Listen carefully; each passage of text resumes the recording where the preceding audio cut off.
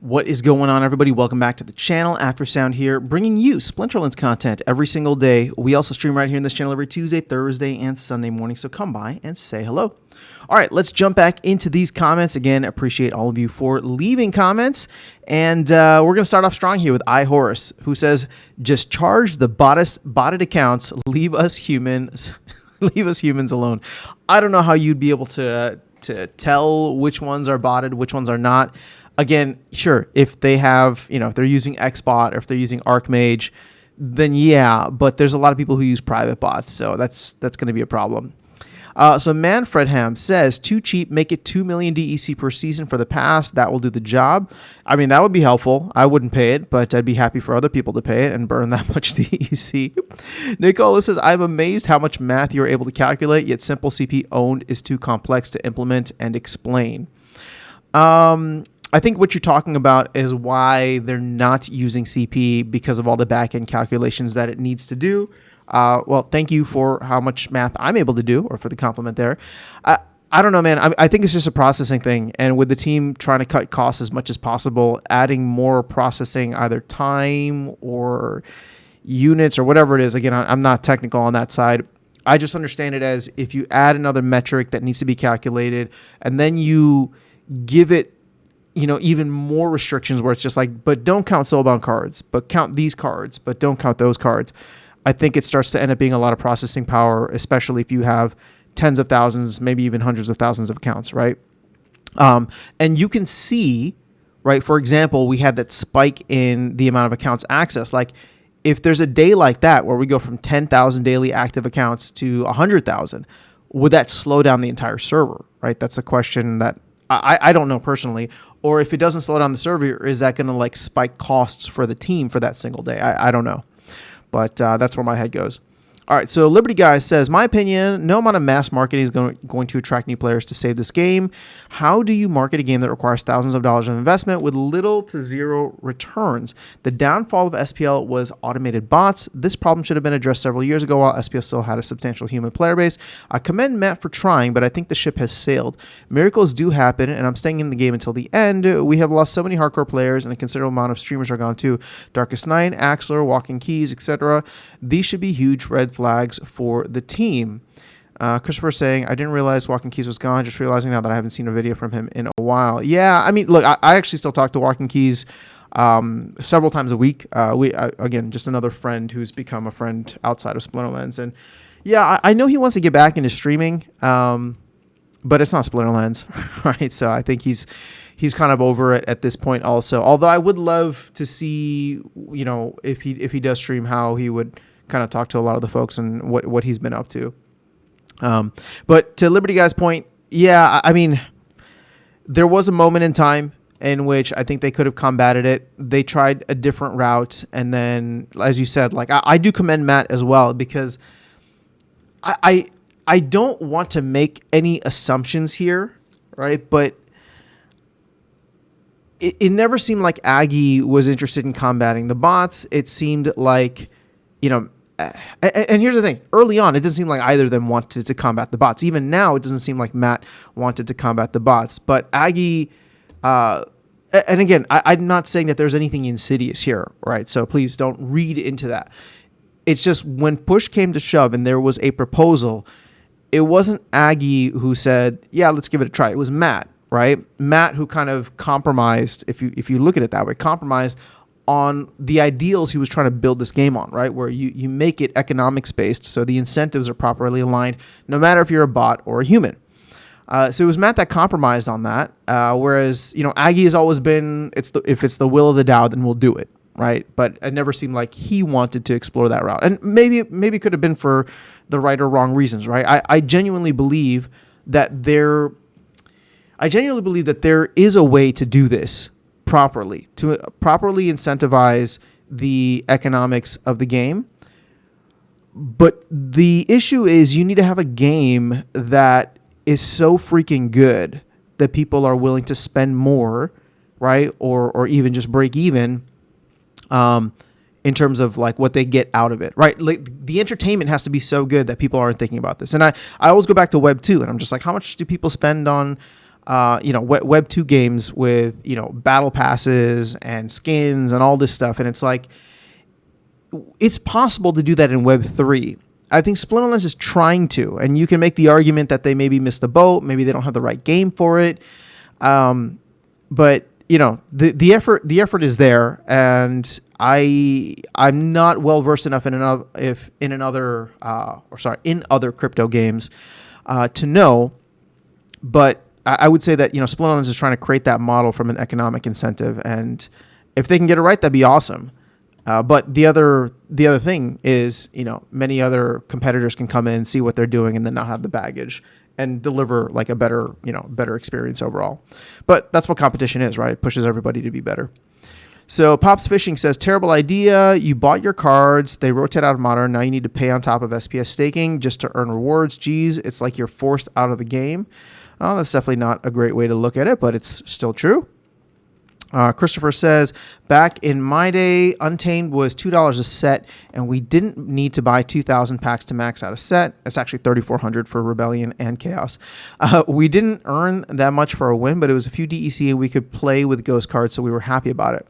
We didn't get bogged down with the polarizing community votes every few days. No one ever heard of a voucher SPS, and we liked it that way.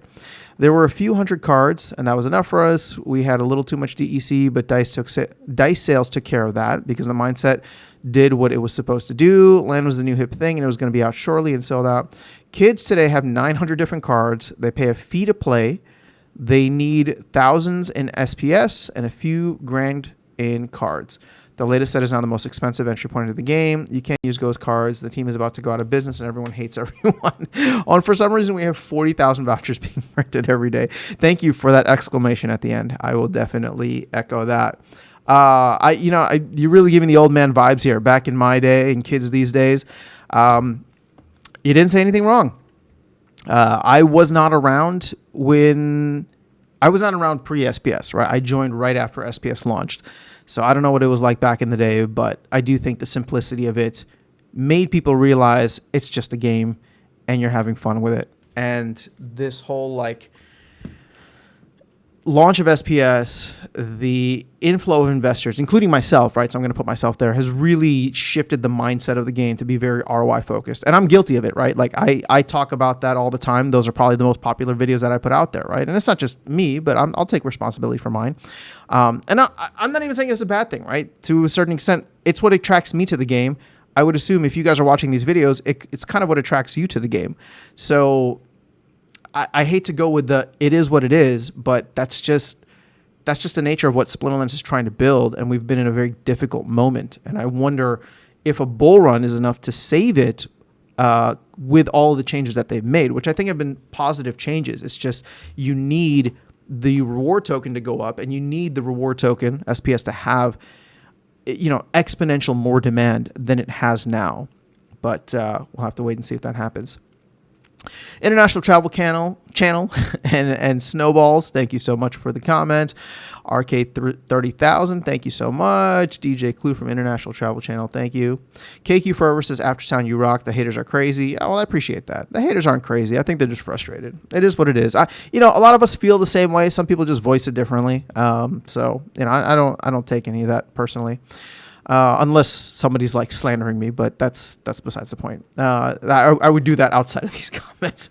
All right, so Rip Summoner says, this is the way. Bot farms are gone. We just have small farms, and Permit will future-proof Splinterlands as a sustainable Web3 game. I really hope so. There's a lot of belief in it, but to throw a bone to the haters out there, we've had a lot of belief in a lot of things that have never really played out that way. And while I am optimistic about the Wild Season Pass, I don't know that it's going to have, the kill switch impact that we're going to need to really push things forward. What I am excited about is that even if people continue to extract and there's I don't want to say necessarily exploits, but bots still dominate because it's ROI profitable. At the end of the day, we're burning DEC, which in turn will burn SPS eventually, and SPS is finite. And I think about that not even from a 1 month, 6 month, 18 month, but again, I'm thinking through what does this mean for the long run, especially now that we're halfway through the SPS distribution. So Bruce says, I feel sorry for you, Aftersound. You're doing a great job since years by sharing all this with us, and you only have salty kids in your comment section. Thank you for all the work. I appreciate you guys. Don't feel bad for me though. It's fun. I genuinely enjoy doing it, even even with all the salty comments, because again, I share the frustration, and the team shares the frustration, right? Like Matt comes out and says this all the time, right? He's just as frustrated as everybody else because there's this vision that the team sold us on, they sold themselves on, right? And we just haven't achieved it yet. And the idea is, they're working as quickly as they can to get that out. So Aroni says, would this be seen as the DAO speculating? This is on the video. Should the DAO be buying SPS? I don't know that it's speculating. Actually, I would actually say no. Somewhat definitively, because it's not the DAO speculating, it is the DAO buying rewards for the future, right? It will be responsible for paying out rewards in Splinterlands and maybe any other game, right? That Tower Defense hopefully is launching at some point.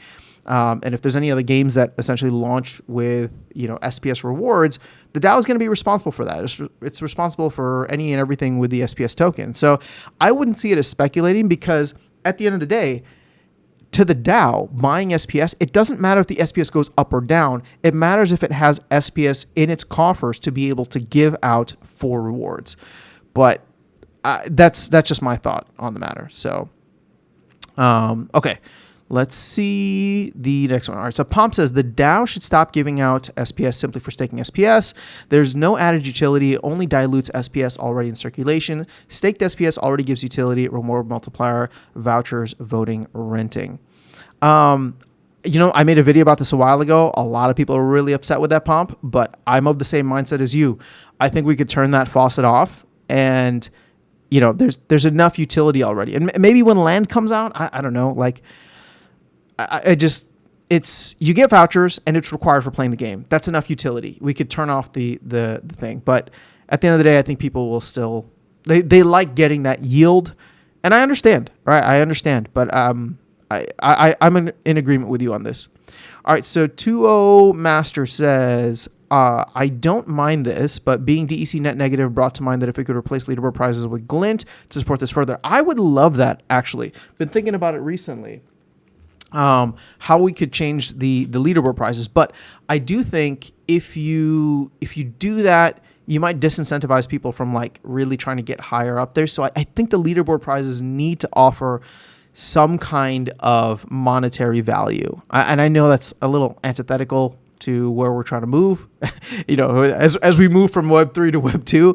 But in a way, I think it's we need to have that. I would prefer it not to be in DEC, but Rebellion packs is an option, but that ends up devaluing Rebellion, right? So I don't know. I'm still thinking through it.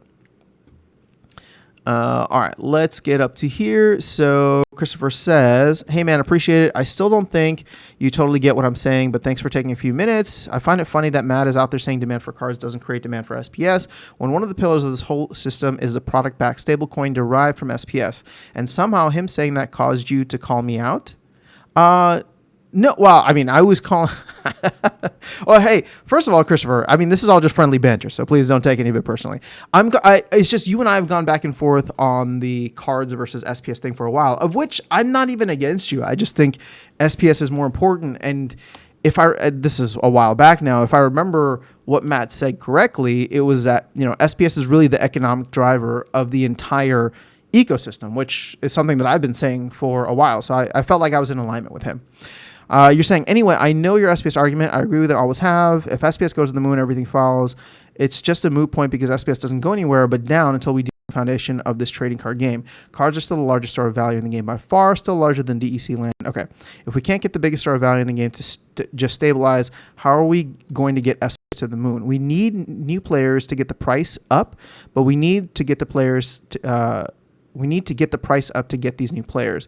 Where does that leave us when we can't keep the players we have since they are all losing value daily? Okay, so I've been talking about making this video for a while. I still haven't done it yet, but think about it. Think about it from the perspective of a new player, right? Think about the fact that there's like 500 to 1,000 of us now, and think about what the team is trying to get in terms of 10 to 100,000 players. They all come in and they buy Chaos Legion at rock bottom prices. For them, their cards hold value and probably go up, right? Assuming we don't go down if there's more, players coming in. So now, and this is where I don't want people to take the wrong thing. This is why I've avoided making the video for a while, but I'll get to it at some point. Imagine there's 100,000 players that come in. Imagine there's 1,000 players now. 100,000 players come in. They all buy their cards at, rock bottom prices. To them, everything has only gone up. To us, we're still sitting in the red. Even if things go up slightly, a lot of people are still down on their initial investment. But from the perspective of a team, and I'm not even saying that, this is insidious or that the team is planning, is viewing it this way. This is personally my opinion. You're going to have a community now of 100,000 happy people because rewards are up, cards are up, and you're going to have 1,000 unhappy people because their cards are still down in value. So like 99% of the player base is going to be super thrilled with everything that's gone on. And I'm not meaning to devalue the people that are here. I'm just saying that is the nature of mass adoption with something like this, right? Hell, I mean, even bring in 9,000 players. All of a sudden, 90% of the players are super happy, right? And they've bought in, and SPS has gone up, and they have significant stake, and they have cards and all this stuff, and all their assets are up. But 10% are unhappy. Like, who do you think pushes things through? I'm not even talking about the team anymore. Like, from the DAO perspective, from this, like that, I mean, it's the new players coming in. They have a larger voice. Now, granted, I mean, yes, from an SPS staking perspective, you're still going to have a lot of whales now. And it's going to be more and more difficult to become a whale if SPS were to go up. But if we're just looking at this from a card perspective and like general sentiment, right, in terms of what you're saying, new players coming in, buying in at this point will outnumber us, hopefully 10 to 1, maybe even 100 to 1, hopefully, right? And therefore, a lot of the things that people are complaining about now, like people are down 90% on their cards, 99% on their cards.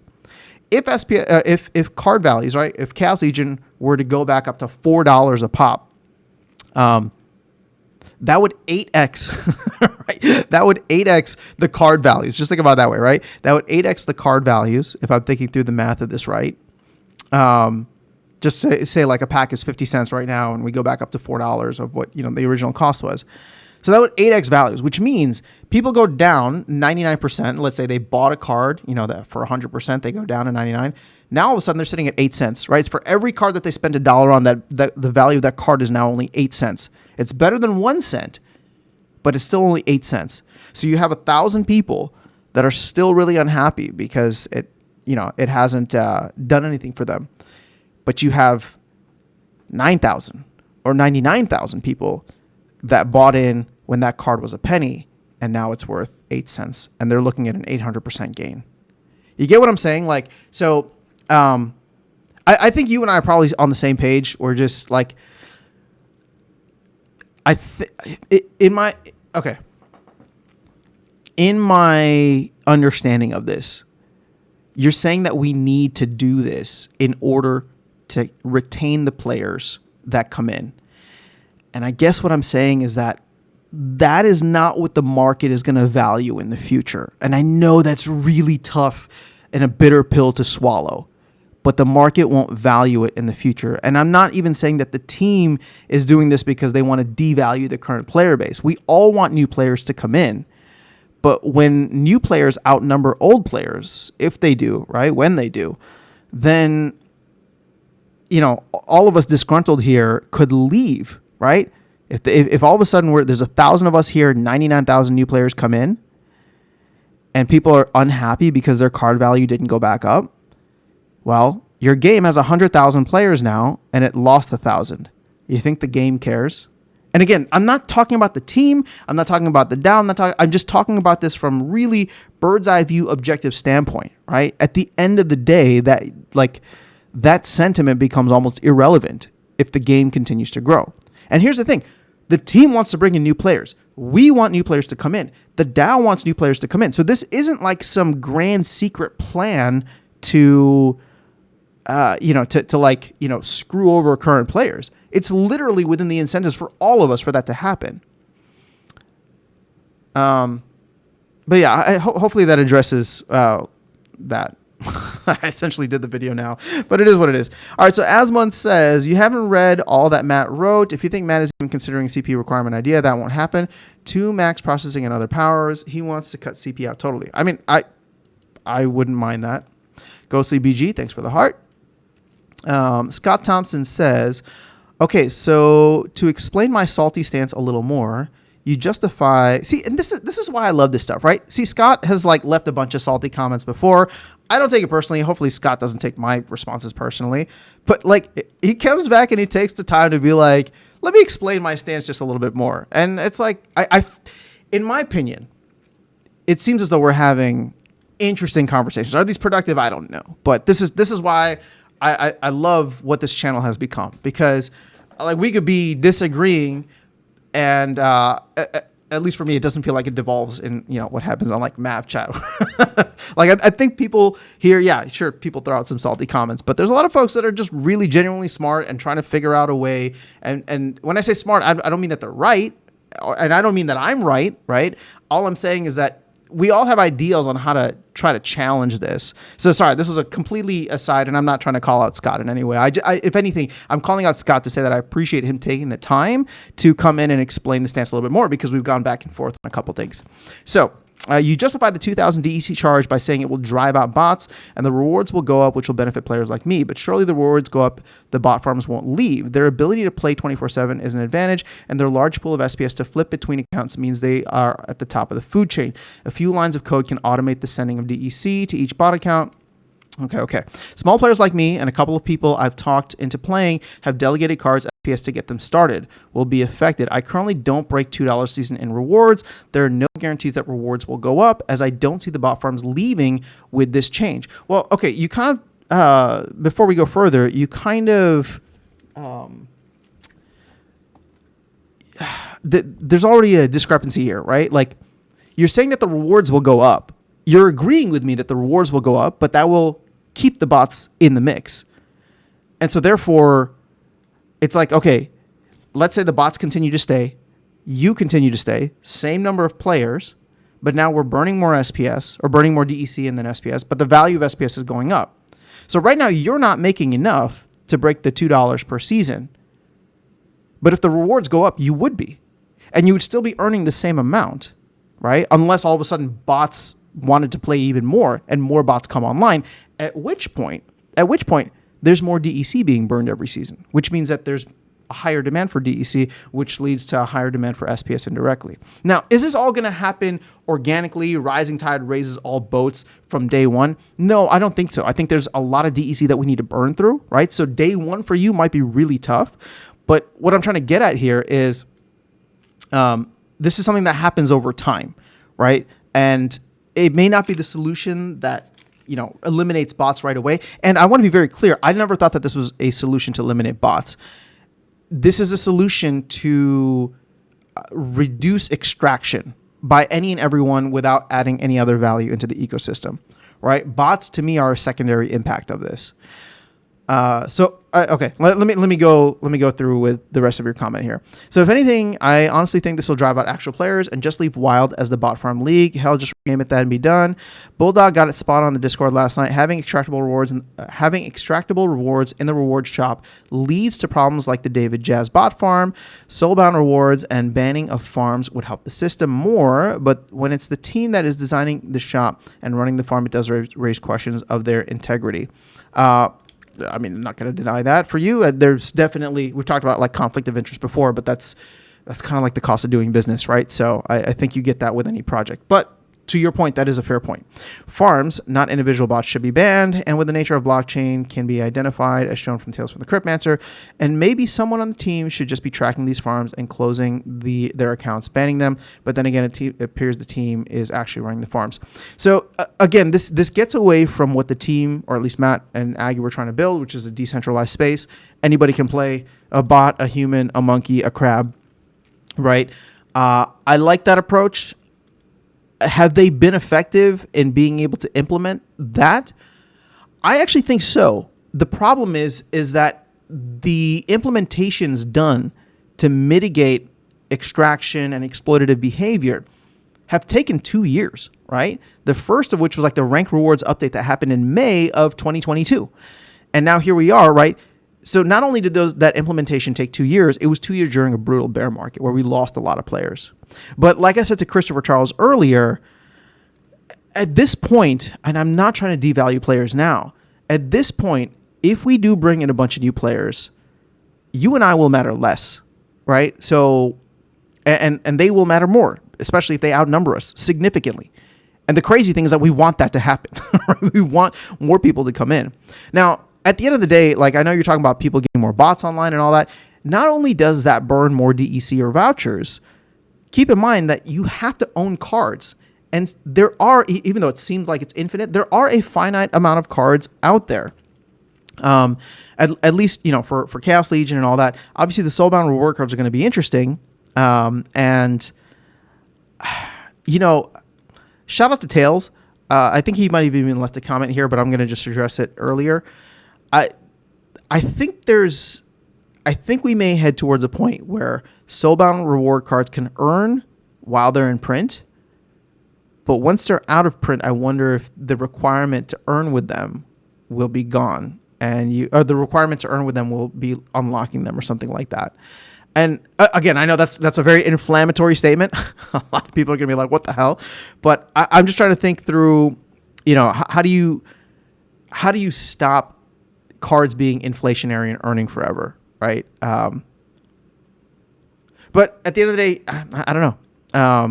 Maybe that problem is solved by the Wild Season Pass, actually, because sure, somebody never needs to spend money to earn, and they can just continue collecting all of the cards that they need with Soulbound reward cards, but they're still paying the 2,000 DEC. So maybe I take that back. All right, let's see how much time.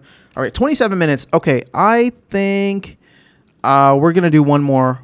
And looks like we'll end on a sour note here. So Dan says, we'll know that new participants coming in the ecosystem will be coming in for the right reasons. Someone new that comes in doesn't want to spend a lot of money since they're new, but then soon they aren't new and realize that they need to spend money to win. Then they spend money on cards to win, but realize they have to also buy crypto and stake it. So they buy the crypto, they have the new cards, they clearly made an investment. What other term can describe this activity? Then Splinterlands says, we just want to make sure you came into the game for the right reasons. I think I'm out, guys. Okay, sorry. Look, Dan, I mean, if you want to exit, I'm not trying to, I wasn't trying to color your comment as something like super negative. Again, I understand where you're coming from, but the way people were throwing around money, myself included, in 2021 entering this game, yeah, there wasn't as much to buy at that time. There wasn't as much required. Yet people were still spending stupid amounts of money, again, myself included, to buy cards to play at higher levels. Even though there was not enough Untamed cards, people were buying and speculating on land and all this stuff. And so this may be an optimistic look, but I think because we've been in such a brutal bear market the last couple of years, people underestimate just how dumb money can be. And I don't mean to call new players coming in dumb money. I mean to call people spending in a bull run because it seems like there's excess, right? And it seems like, we're all just taking profits from whatever, Bitcoin setting new all-time highs, other tokens setting new all-time highs. My thought is if we reach that moment again, this year or next year, sometime, as part of this bull run following the Bitcoin halving, this attitude that you refer to here, right? Of someone comes in and they don't want to spend a lot of money, so they rent some cards, right? But then they realize renting the cards that if they really want to level up in the game, then they need to buy SPS, they need to buy whatever. Then they spend money on cards to win, and they realize that they also need to buy crypto. They have cards. They clearly have made an investment. So I've seen this with countless other games, right? DeFi Kingdoms, Step In, to name a couple. People will do it. If the returns are good, people will do it.